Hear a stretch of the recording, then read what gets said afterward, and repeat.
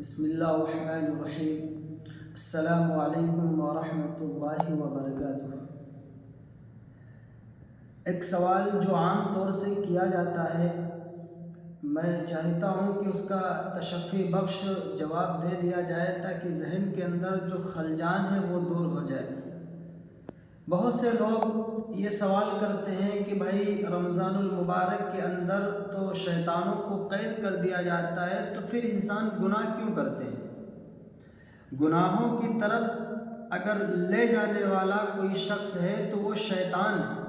اگر انسان کو بہکانے والا کوئی ہے تو وہ شیطان ہے، گناہ کرانے والا وہ شیطان ہے۔ تو پھر اس مہینے میں جب سرکش شیاطینوں کو قید کر دیا جاتا ہے تو پھر اس مہینے میں بھی انسان گناہ کیوں کرتا ہے؟ بہت سے لوگ ہوتے نمازیں چھوڑ رہے ہوتے، بہت سے لوگ ہوتے روزہ نہیں رکھتے، اتنا فضیلت والا مہینہ، لیکن اس مہینے میں بھی روزہ نہیں رکھتے اور نمازوں کو چھوڑ دیتے۔ تو ایسا کیوں؟ اس کے دو وجہ ہیں۔ علماء کرام نے جو لکھی ہیں رمضان المبارک میں بھی گناہ ہونے کی دو وجہ لکھی۔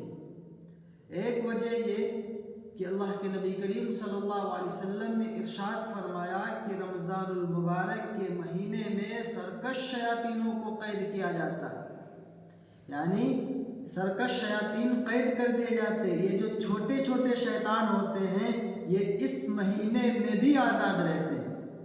جو بڑے شیطان ہوتے ہیں، جو بہت زیادہ انسانوں کو گمراہی کی طرف لے جانے والے ہوتے ہیں، ان کو قید کیا جاتا ہے۔ یہ چھوٹے چھوٹے شیطان یہ اس مہینے میں بھی بہکایا کرتے ہیں۔ اگر اس مہینے میں انسان کے اندر تھوڑا سا ایمان میں بھی اگر چمک ہے تو اس مہینے میں ضرور آتا مسجد کی طرف۔ کیوں؟ کیونکہ ان کو بڑے شیطان بہکاتے تھے اور اب اس مہینے میں بہکا نہیں سکتے، تو تھوڑی سی چمک باقی ہے ایمان کی تو یہ چلے آتے۔ لیکن اگر تھوڑی سی بھی چمک ایمان کی نہیں ہے تو پھر چھوٹے شیطان ان کو روک لیتے۔ تو پہلی وجہ یہ ہوئی کہ چھوٹے شیطان اس مہینے میں بھی آزاد رہتے ہیں جو انسانوں کو بہکاتے ہیں۔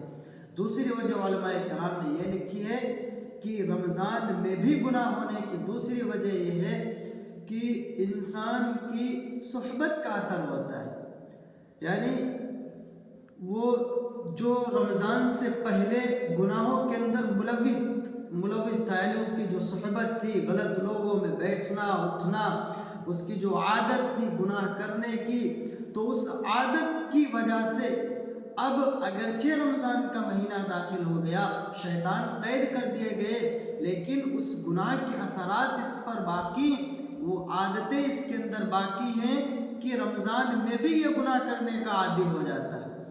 یعنی رمضان سے پہلے جس طرح سے گناہ کرتا تھا تو وہی عادت اس کی پڑی ہوئی، تو رمضان میں بھی یہ گناہ کرتا ہے۔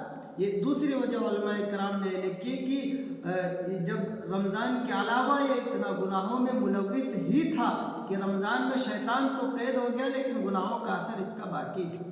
جیسے کہ ایک مثال ہے کہ آپ کوئی آگ کا کوئی ہتھوڑا لے لیجئے، کوئی لوہا لے لیجئے، آپ اس کو آگ میں رکھ دیجئے، پورا وہ لوہا جب لال ہو جائے تو پھر اس کے بعد آپ اس پر پانی ڈال دیجئے۔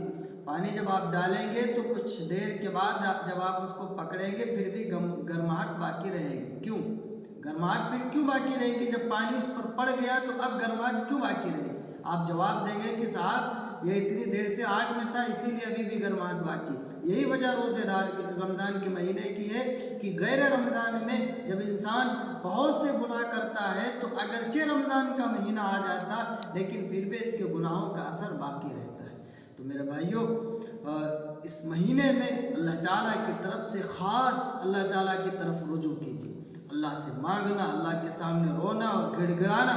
اللہ کے نبی کریم صلی اللہ علیہ وسلم نے ارشاد فرمایا کہ جس کی مغفرت اس مہینے میں بھی نہ ہو وہ شخص ہلاک ہو جائے۔